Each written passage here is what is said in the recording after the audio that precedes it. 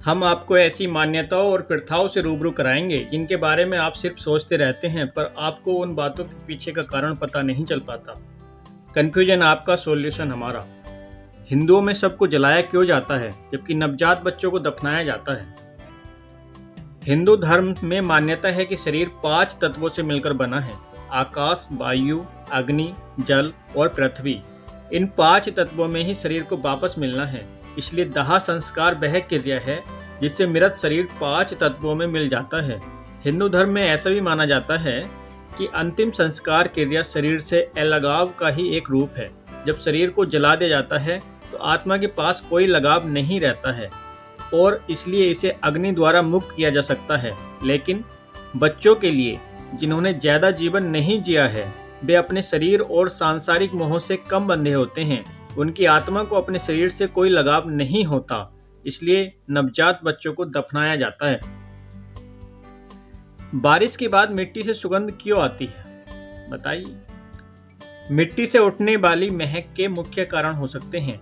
वैज्ञानिकों के अनुसार बारिश के बाद वायुमंडल में फैली हुई ओजोन गैस की कुछ मात्रा पानी में घुल जाती है, जिसकी वजह से महक या खुशबू आती है।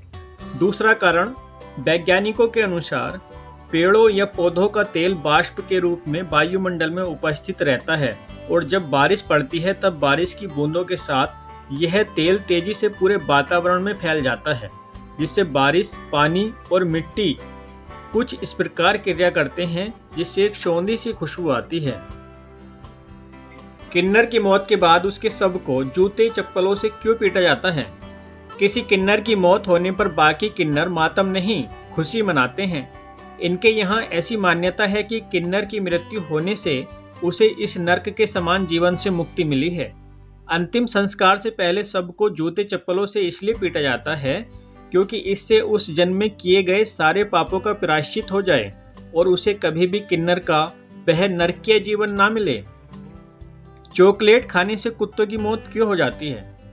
चॉकलेट का नाम लेते ही आपके मुंह में पानी आ जाता है, लेकिन कभी भी अपने प्यारे डॉगी को चॉकलेट नहीं खिलानी चाहिए। चॉकलेट में एक रसायन थियोब्रोमाइन होता है। यह कैफीन की तरह ही होता है, जो कुत्ते के लिए बहुत नुकसानदेह होता है।